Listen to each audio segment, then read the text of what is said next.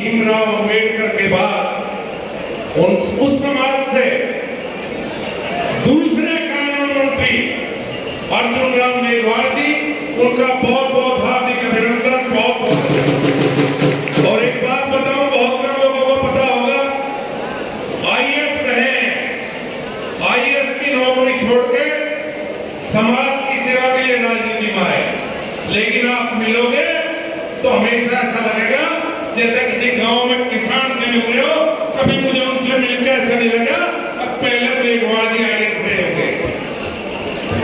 यहां से सांसद और 4 बार सांसद बन लिए भाई, और एक अनोखा रिकॉर्ड है जिनके नाम पे कि 4 बार सांसद और 3 अलग अलग लोकसभा क्षेत्र से सांसद बने।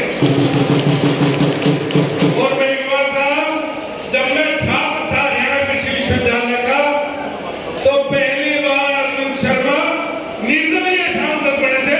इससे बड़ी बात नहीं हो सकती। ये निर्दलीय सांसद बनना पार्टी से तो पंजाब में भी बढ़ गया, पर भाई निर्दलीय सांसद बनना इससे बड़ी कोई बात नहीं हो सकती। और आज बहुत से लोगों के मन में कुछ सवाल थे, उनका जवाब भी अरविंद शर्मा ने दे दिया।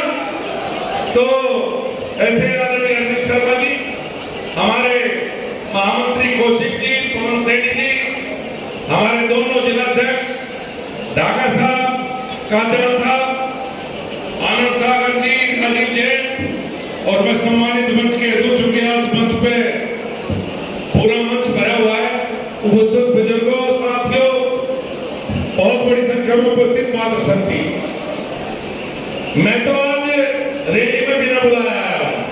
मैं तो अरविंद शर्मा जी के कहने से आया, मेघवाल जी रैली के मुख्य अतिथि आप हो। अब मेरा लाड मान लो इनसे या कुछ और मान लो धनखड़ साहब, पर मुख्य अतिथि हो ना तो मैं जबरदस्ती वाला हूँ। आपके लाड में तो इसलिए 2-4 बात ही कहूंगा ज्यादा। 2009 से 14 दिल्ली में भी कांग्रेस की सरकार थी और हरियाणा में भी कांग्रेस की सरकार थी। और जब हम अखबार पढ़ते थे तो अखबार के पहले पेज पे क्या खबर रहती थी? आज 2G घोटाला हो गया, आज 4G घोटाला हो गया, आज कोयले का, आज फर्टिलाइजर का घोटाला।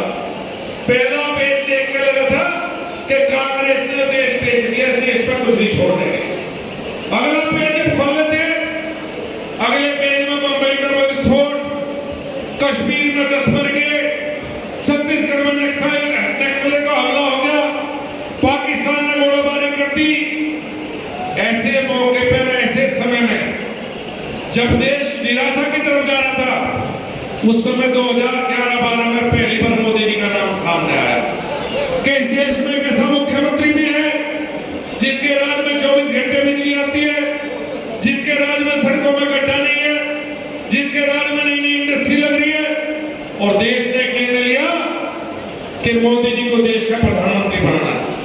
आज 9 वर्ष हो चुके, हर साल अपना हिसाब किताब लेकर जनता के बीच में अपने विधायक, सांसद, अपनी पार्टी, अपने मंत्रियों को हमेशा भेजने का काम मोदी जी करते हैं। आज उसी 2 साल के उपलक्ष्य में ये रैली अरविंद शर्मा जी के नेतृत्व में यहाँ पे है। और मैं एक बात और बताऊं, 2014 से आज 23 में कितना बड़ा परिवर्तन इस देश में आया, मुझे कोई कहने की आवश्यकता नहीं। चाहे देश हो, आज देश की ऊंचाइयों को छू रहा है। हमारे बिल्कुल पड़ोस में एक तरफ श्रीलंका है, एक तरफ पाकिस्तान है।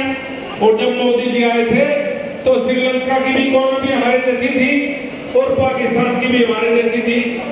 और एक श्रीलंका तो हो गया दिवालिया और पाकिस्तान हो रहा दिवालिया होने के कगार पे, और भारत की विकास दर इस पूरी दुनिया में आज के दिन सबसे ज्यादा है। और एक बात हरियाणा के बारे में कहूं, चूंकि यहीं पढ़ा, यही नौकरी की, यही रहा भाई, और कुछ ज्यादा हुआ नहीं का वो तो मंच वाले बताओगे अध्यक्ष जी। पर इस हरियाणा में राजनीति में अगर भ्रष्टाचार की शुरुआत हुई थी तो हरियाणा से हुई। आया राम गया राम का, और उसके बाद हरियाणा एकमात्र ऐसा प्रदेश था जब नौकरी बिकने की शुरुआत। यहाँ नौकरी बिकती थी हरियाणा में, चाहे किसी की सरकार रही हो। इस भारतीय जनता पार्टी सरकार का जो सबसे बड़ा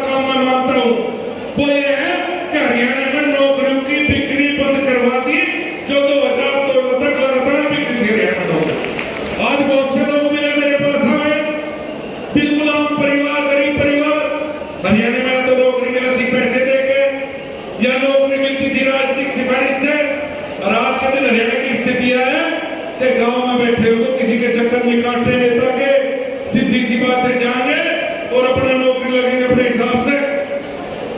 ये बहुत बड़ा बदलाव है, हो सकता है अभी बहुत से लोगों को ना लग रहा हो ये बदलाव, पर हरियाणा के हिसाब में बहुत बड़ा बदलाव। पिछले लगातार जब से हरियाणा में भारतीय जनता पार्टी की सरकार है, उससे पहले मैं यहाँ था, मैंने हरियाणा में कभी जाति का नाम नहीं सुना। हरियाणा में हर व्यक्ति अगर कहता था तो एक बात कहता था, मैं हरियाणा नहीं हूं भाई, जाति बिरादरी यहाँ बिल्कुल नहीं थी हरियाणा में। और लगातार एक जब से सरकार बनी कैसा माहौल बनाया जा रहा, कभी जातिवाद का जहर हरियाणा पर घोला जाता है, कभी कोई और बात करी जा, वो हरियाणा जो हरियाणवी के नाम से जाता था, वहां जाति की राजनीति होने लगी, वहां जाति के नाम पर अलग अलग आंदोलन किए गए। और भाई पता नहीं क्या हो रहा, देश में हो जाओ कहीं कुछ ही आंदोलन होगा और हरियाणा में पता नहीं क्या मामला बढ़ रहा, लगातार हरियाणा में आंदोलन की बात। और अब तो ऐसा हो गया धनखड़ साहब, जिन पर उठ के बैठे नहीं जाता और बैठ के खड़े नहीं आ जाता, जिनका चलने नहीं जाता और जिनकी जमानत जब्त हो जा, वे भी हरियाणा में आने राजनीति कर सबको आप ही होते हैं। ऐसा काम है जिसे देश में कोई नहीं पूछता, वो भी हरियाणा में आकर राजनीति करवा रहा है। नई आवे, नई आग लगाने का प्रयास करें। और मुझे उम्मीद है जो हरियाणा का भाईचारा था, जो हरियाणा का आपसी प्रेम था, वो हमेशा बना रहेगा, बना ही रहेगा और निश्चित रूप से बढ़ेगा। हरियाणा इनके भकाए में बिल्कुल नहीं आवे जो लोग हरियाणा को भकाना चाहते हैं। धनखड़ साहब है, कृषि मंत्री रहे, मैं भी केंद्र सरकार में कृषि राज्य मंत्री था उस समय। हरियाणा से किसानों के लिए बेहतर सरकार हो नहीं सकती, चाहे जब कृषि मंत्री धनखड़ साहब थे, चाहे अब दलाल साहब। हरियाणा जैसी खरीद कहीं नहीं, हरियाणा में मुआवजा सबसे ज्यादा, हरियाणा के किसानों को सबसे ज्यादा सुविधा हरियाणा सरकार की तरफ से। पर बार बार किसान आंदोलन भी हरियाणा में जन्म ले, और मैं तो एक कहूँ बड़ा लंबा आंदोलन चला, जब उसका जिक्र ज्यादा नहीं करता, लेकिन भाई हरियाणा में उत्तर प्रदेश से ध्यान लेके आ गए। अगर ये आंदोलन था तो हमें रोकने के लिए था, उस आंदोलन में यही तो था, सरकार ने यही तो किया था कि किसान अपनी फसल कहीं भी बेच सके। इसमें किसका नुकसान था? उत्तर प्रदेश का किसान हरियाणा में। भाई उत्तर प्रदेश, पश्चिम उत्तर प्रदेश और हरियाणा का भाईचारा रहा है, और भाईचारा भी ऐसा है कि कांटा एक का चुभे और दर्द दूसरे को, चाहे कोई मुद्दा हो। हरियाणा और पश्चिम उत्तर प्रदेश का भाईचारा था, है, और रोगा किसी के टूटने से बिल्कुल नहीं टूटे। तो बहुत लंबी सरकार की योजनाओं के बारे में तो अब मेघवाल साहब और धनखड़ साहब बताओगे। मैं तो इस शानदार सफल रैली की अरविंद शर्मा और पूरे संगठन धनखड़ साहब ने 3 रैली कर दी एक दिन में। गुड़गांव लोकसभा, फरीदाबाद लोकसभा और ये रोहतक लोकसभा।